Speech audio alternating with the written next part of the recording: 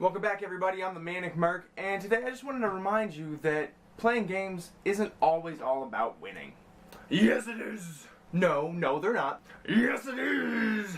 No, they're not. They're about having good times with friends. Are you crazy? Of course, games are about winning. Where's your bloodlust?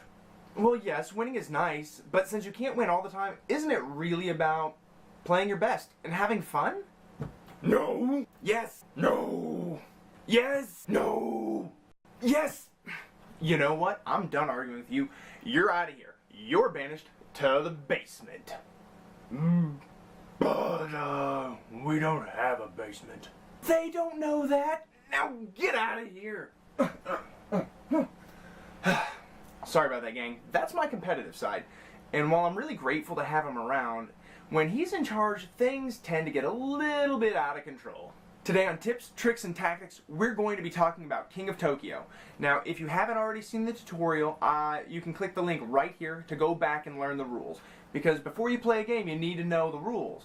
But once you get the rules, here's the hard part. Learning the strategies, learning the decisions you're making, and learning why you're making them.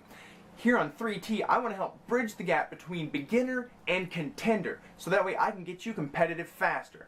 Stay tuned, because while it's not all about winning, it always feels good to put up a fight.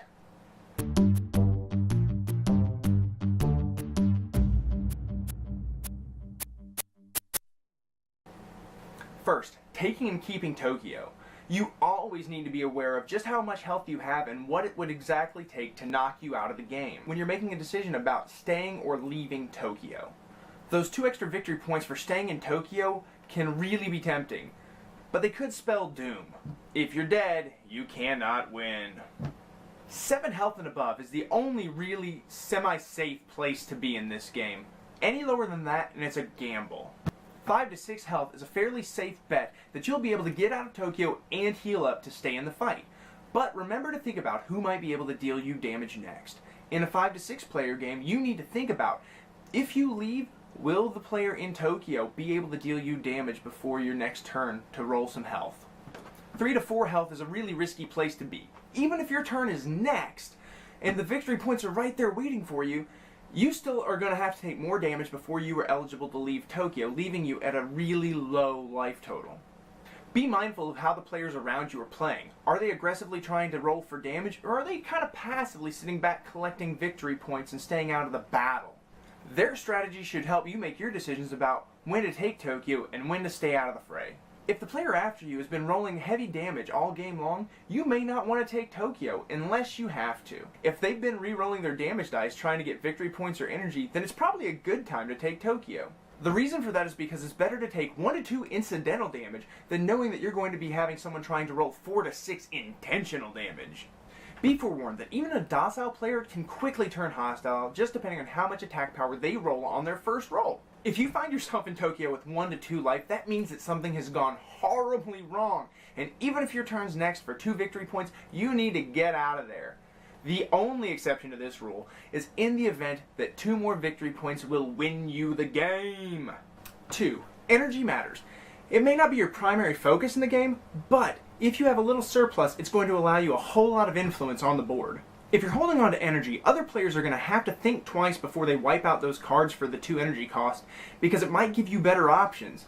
But they also have to think about whether there's a really great card out there that you can buy right now as is. Holding on to energy gives you the ability to purchase a potential healing card while you're in Tokyo, which can really be game-changing since you can't use the hearts to heal in Tokyo. You may be able to purchase that damage card that's going to wipe another player out, or use your energy to wipe the board before another player buys the damage card that would wipe you out. Now, if you watch the tutorial, which you can still find right up here, I'll pop the link back up again, you'll kind of know what I mean when I say wipe the board. But since I've used that terminology, just in case you haven't, that's when any player uses 2 energy in order to get rid of the 3 cards available during play to put 3 new cards out, providing more options and opportunities. It could even provide you with the final victory points you need for victory! Speaking of cards, when is it a good time to wipe the board? I just discussed one example of when a card has enough damage that it would take you out. You may pull up more damage in the cards that come up next, but at least it gives you a chance. If you think all the cards available are junk, you can go ahead and wipe the board, but I only recommend this if you have at least 3 to 4 energy available, so that way if something better comes up, you have the opportunity to purchase it, and not just provide those opportunities to the next player in line. If you know another player's been saving for a card they really want, and they're getting close, you can always wipe the board if you think it gives them too large of an advantage. But be forewarned, they may not be your friend anymore after that. Do it anyway! In conclusion, gang, this is a dice-based game featuring a randomized deck of cards. A lot of things are going to end up beyond your control, so that's why you have to look at each situation a little differently and try to use the strategies provided to make the best decisions available to you. The more you play, the better you're going to be able to see all the options available on the table. When in doubt or feeling overwhelmed, focus on yourself and don't pay as much attention to what's going on around the table. Just remember that the first game is always the worst game, and hopefully this video's helped provide you some insights and some strategies that you can use to feel more competitive right out the gate. Now go play And win more games!